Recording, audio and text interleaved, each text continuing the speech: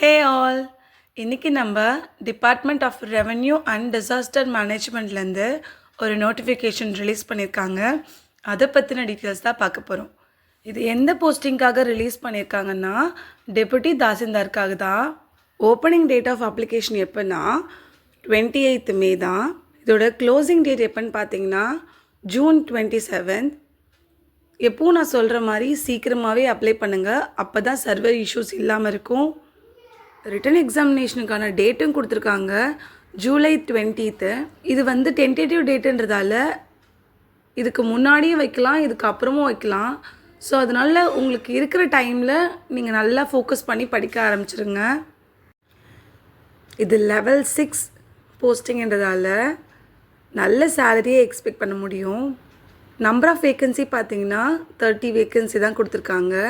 Unreserved 12, இடபிள்யூஎஸ்க்கு 3, எம்பிசிக்கு 5, எஸ்சிக்கு 5, ஓபிசிக்கு 3, BCM 1, EPC 1, பிடபிள்யூபிடிக்கு 1 எப்படின்னு சொல்லிட்டு அலோகேட் பண்ணியிருக்காங்க. மொத்தமாக 30 வேக்கன்சின்றதால காம்படிஷன்ஸ் கொஞ்சம் ஹெவியாகவே தான் இருக்கும்.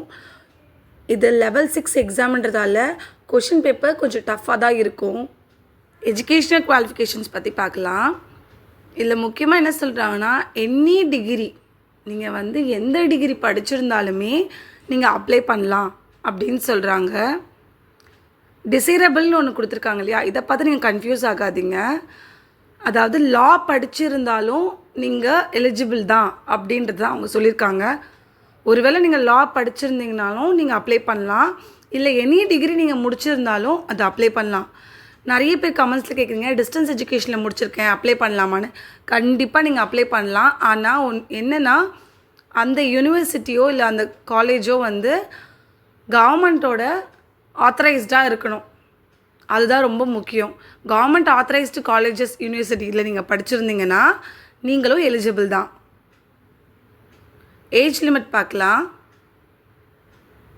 இதோட ஏஜ் லிமிட் பார்த்தீங்கன்னா 32 இயர்ஸ் கொடுத்துருக்காங்க.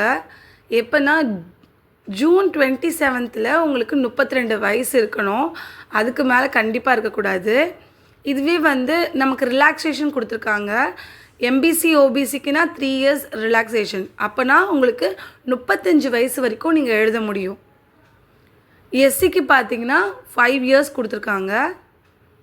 அப்போ நீங்கள் 37 வயசு வரைக்கும் எழுத முடியும். ஏஜ் பற்றின ஏதாவது டவுட்ஸ் இருந்துச்சு அப்படின்னா உங்களுடைய நோட்டிஃபிகேஷன் பேஜ்லேயே லாஸ்ட் பேஜில் இன்னும் கிளியராக எக்ஸ்பிளைன் பண்ணியிருக்காங்க, நீங்கள் அதை கூட ரெஃபர் பண்ணிக்கலாம். ரெசிடென்சி பார்த்தீங்கன்னா பாண்டிச்சேரியில் இருக்கிறவங்க மட்டும்தான் இந்த எக்ஸாம் அப்ளை பண்ண முடியும், அதர் ஸ்டேட்ஸ் அப்ளை பண்ண முடியாது. அடிக்கடி கமெண்ட்ஸில் இதை கேட்டுகிட்டே இருக்கீங்க.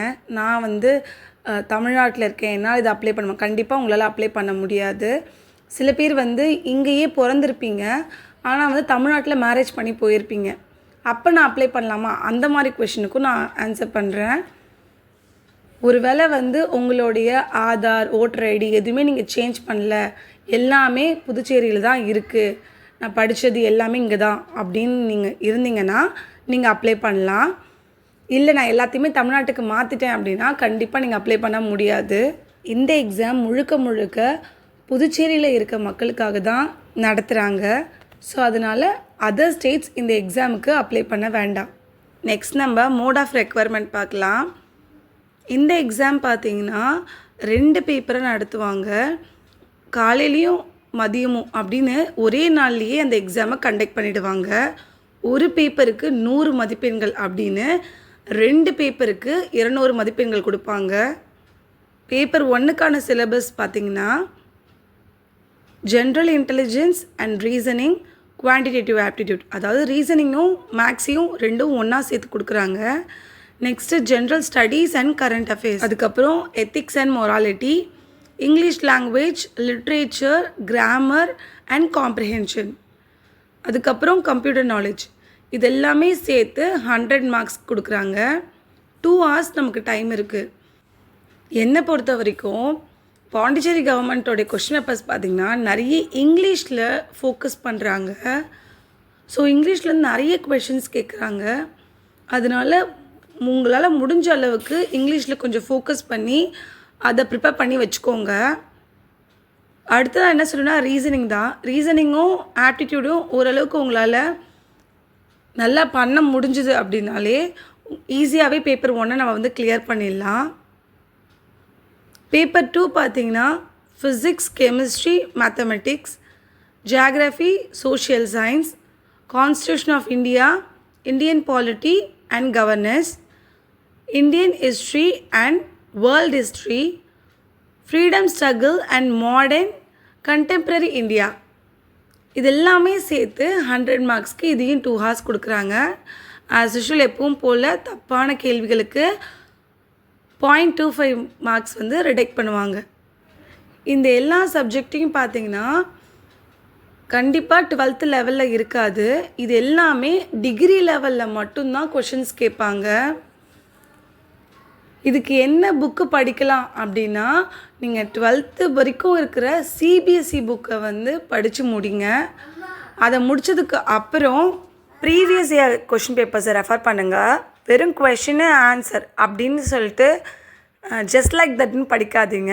கொடுத்துருக்க ஆப்ஷன்ஸை இன்டெப்த்தாக ரெஃபர் பண்ணி அதையும் சேர்த்து படிக்க ட்ரை பண்ணுங்கள். அப்போ தான் இந்த மாதிரியான எக்ஸாம்ஸை ஈஸியாக கிளியர் பண்ண முடியும்.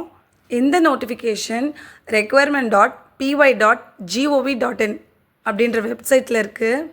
வேணும்னா செக் அவுட் பண்ணி பாருங்கள். மொபைல் ஃபோனில் அப்ளை பண்ணாதீங்க. ஏன்னா அதில் சம்டைம்ஸ் நம்ம சில காலம்ஸை விட்டுடலாம், இல்லை ஸ்பெல்லிங் மிஸ்டேக் ஆகலாம், அந்த மாதிரியான தவறு ஏற்படும். பெட்டர் நீங்கள் வந்து நெட் சென்டரில் போய் அப்ளை பண்ணுங்கள். அப்ளை பண்ணுறதுக்கு முன்னாடி கொடுத்துருக்க எல்லா டீட்டெயில்ஸுமே கரெக்டான 1 or 2 டைம்ஸ் செக் பண்ணி பார்த்துட்டு அதுக்கப்புறம் சப்மிட் கொடுத்துங்க. நம்ம சேனலில் நான் போஸ்ட் பண்ணக்கூடிய எல்லா வீடியோஸ்லேயும் பார்த்தீங்கன்னா ப்ரீவியஸ் இயரில் கேட்ட கொஷின்ஸ் தான். இதை நீங்கள் ரெஃபர் பண்ணாலே ஓரளவுக்கு எக்ஸாமில் கேட்கக்கூடிய கொஷின்ஸ் ரிலேட்டடான ஒரு ஐடியா கிடைக்கும். ஸோ அதனால் மறக்காமல் நம்ம சேனலை சப்ஸ்கிரைப் பண்ணி வச்சுக்கோங்க. See you in the next video. Bye-bye.